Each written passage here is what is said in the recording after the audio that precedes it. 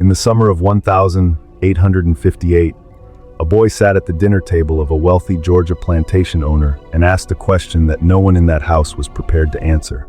He was 8 years old. He pointed across the field, through the window, at a boy his same age working the soil in the July heat. "Father," he said, "why does that slave look exactly like me?" The room went silent. The wife set down her fork. And the man at the head of the table, plantation owner, patriarch, pillar of the county, had no answer, because the answer would have destroyed everything. And within 3 years, it did. Welcome to Justice Tale Unveiled. I'm going to tell you the true story of the Whitmore household, a family whose legacy of exploitation, secrecy, and brutality was unraveled not by abolitionists, not by war, but by the face of a child. Stay with me, because this story does not end where you think it does. To understand how a child's question could bring down a dynasty, you first need to understand the world that made it possible. 1858, 3 years before the first shots of the Civil War. The American South was at the height of what historians sometimes call the peculiar institution, a phrase so deliberately mild it borders on criminal. Slavery was not a footnote. It was the economy. It was the architecture. It was the social order. In Georgia alone, nearly half the population was enslaved. Enslaved people built the houses, cleared the land, cooked the food, raised the children, including, in many cases, the children of the very men who owned them. This is the part of history that polite textbooks rush past. The sexual exploitation of enslaved women by white slaveholders was not rare. It was not an aberration. It was systematic, widespread, and protected by law. An enslaved woman had no legal recourse. Her children, regardless of their parentage, were born into bondage. They were property. And the wives of slaveholders? They knew. Most of them knew. They looked away. Some punished the enslaved women. Some punished the children. Very few ever confronted the men. Until Margaret Whitmore. Colonel Elias Whitmore was, by every external measure, a successful man. He owned over 400 acres of Georgia cottonland. He had a fine house with white columns and a wraparound porch. He was a deacon in his church. He was on the county board. He was known as fair as Southern landowners went, meaning he did not beat his enslaved workers as often as some of his neighbors. He had a son named Thomas, age 8, who had his father's green eyes, his father's square jaw, and his father's quick temper. Thomas was being groomed for greatness. And he had a wife named Margaret Whitmore née Caldwell, 31 years old, educated, sharp, a woman who had been raised to keep her observations to herself and her household in perfect order. Margaret was good at keeping order. She had to be, because there were things on that plantation that required constant, active not seeing. One of those things was a woman named Esther. Esther had been purchased by Elias Whitmore in 1848 when she was approximately 17 years old. She was described in the purchase record, a document that still exists in the Georgia State Archives, as well-formed, obedient, suitable for domestic work.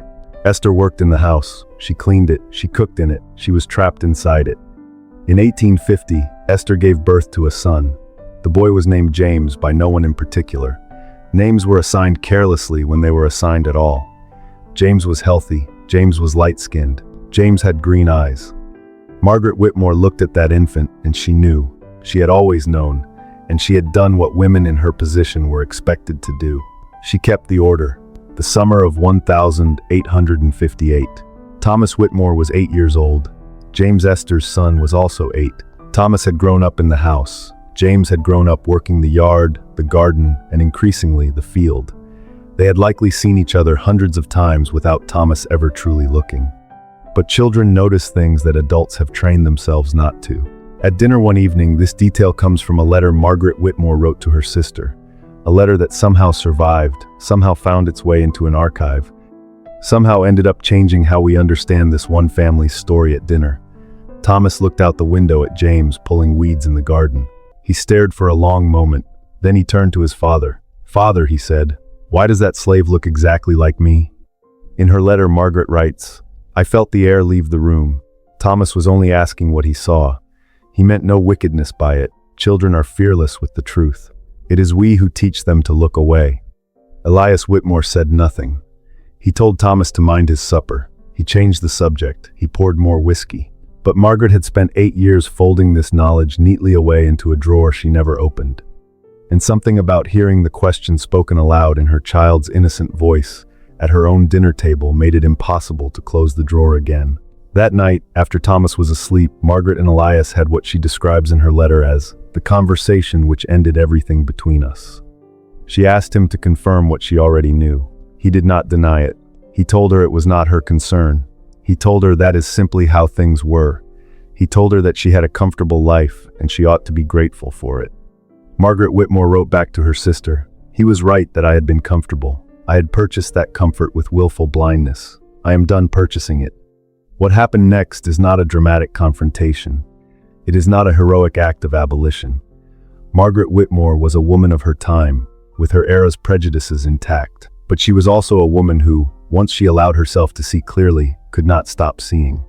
She began to ask questions, carefully, methodically. She had always managed the household accounts. Now she began to look at them differently. She noticed that Esther received small gifts, fabric, extra food rations that were not recorded in the household ledger. She noticed that Elias visited the slave quarters late at night. She had noticed all of this before, of course, but she had filed it as noise. Now she was listening. She also truly looked at James. The resemblance was not subtle. The same widow's peak, the same way of holding the jaw, the same eyes. James was Thomas with a different life stamped onto him. Margaret began a correspondence with her brother-in-law, a lawyer in Savannah. The letters were not dramatic, they were practical. She was gathering information about what a wife could legally do, what property she could claim, what she could take with her. The answer in 1858 was, very little. A married woman owned almost nothing under the law. She could not sue for divorce without her husband's conduct being ruled legally intolerable. She could not take her son. She could not take the house. But she could tell people. And Margaret Whitmore, this careful, controlled, order-keeping woman, began to talk. She told the minister's wife. She told her friends at church. She did not accuse wildly. She simply told the truth in plain language. She described what Thomas had noticed. She described what Elias had admitted. She described who James was. In the social ecosystem of the antebellum South, this was devastating. It was not that other men didn't father children with enslaved women. They did, constantly. The unspoken rule was that no one said so. The wives looked away. The community looked away. The children worked in the fields and looked like their fathers, and everyone pretended not to notice. Margaret had broken the pact of silence, and once broken, it could not be repaired. The consequences came from multiple directions at once. First, the church. Elias Whitmore was removed from the deacon's board. The stated reason was conduct unbecoming a Christian gentleman. In the polished language of the time, this meant exactly what it meant. Then, business. Two neighboring landowners, men Elias, had considered allies, quietly ended their commercial relationships with him. Cotton buyers from Savannah became less interested. Credit from the county bank tightened. Then, the personal. Margaret's brother arrived from Augusta. There were meetings with lawyers. Margaret's dowry, a significant sum that had been technically Elias's property under law but was morally hers, became a matter of negotiation. Elias was motivated to settle quietly, rather than face a public legal proceeding that would air even more of the story. Margaret left the plantation in the autumn of 1858 with Thomas, with a financial settlement and with her silence no longer for sale. Elias Whitmore spent the next 2 years watching his operation deteriorate.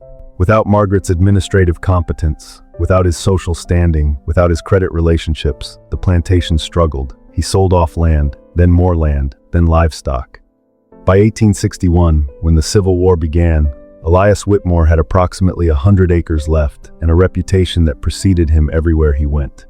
He died in 1864, some accounts say of illness, some accounts suggest other causes, none of them remotely as comfortable as the life he had built for himself at others' expense. He died alone. The plantation was sold. We have spent most of this story talking about what happened to the White family. That is a failure I want to correct before we finish. Esther was not a footnote. She was a person, a woman who had been trafficked, enslaved, and repeatedly violated by the man who owned her. She had no legal recourse. She could not consent. She could not leave. She could not protect her son. What happened to Esther after Margaret Whitmore's departure? The records do not tell us clearly. This silence is itself a form of violence, the deliberate erasure of enslaved lives from historical documentation. What we know is this. When the plantation was sold, several of the enslaved people on it were purchased by an abolitionist sympathizing buyer who manumitted freed those he could under Georgia law. It is possible, not certain, that Esther and James were among them. What we know about James is more. In the Freedmen's Bureau records from Georgia, established after the Civil War, there is a man named James Whitmore who took the surname, as many freed people did, from the estate where he had been enslaved. He was approximately 22 at the time of registration. He could read. He had taught himself secretly, at real risk. Reading was illegal for enslaved people. He registered as a farmer. He was, according to the Bureau record, of sound health and industrious disposition. James Whitmore, born into bondage, conceived in violence, asked about at a dinner table by his half-brother who didn't know what he was looking at, James Whitmore survived. He survived the institution that was designed to consume him. He survived the man who made him. He made a life. There is a version of this story that centers on Thomas Whitmore's innocence, the boy who asked the question without understanding what he was asking. There is a version that centers on Margaret's courage, the woman who finally refused to keep the order. There is a version that centers on Elias Whitmore's downfall, the man brought low by the weight of his own secrets. All of those versions are real. All of those versions matter. But the version I keep returning to is simpler. A child worked in a field. He looked like his father. His father owned him. And for years, the entire adult world around them performed an elaborate theater of not seeing. Until an 8-year-old boy, Thomas, who didn't know any better, looked through a window and spoke plainly. Children do that. They have not yet learned the cost of honesty. They have not yet learned what it takes to maintain comfortable lies. The system of chattel slavery required not just enforcers and laws and violence to sustain itself. It required ordinary people to look away, to keep quiet, to maintain order. Margaret Whitmore kept that order for 8 years. One dinner table question undid 8 years of silence. The powerful rarely fall because of grand confrontations. They fall because someone they never expected, simply stops pretending. That is macabre justice. If this story stayed with you, share it, subscribe, and I'll see you in the next one.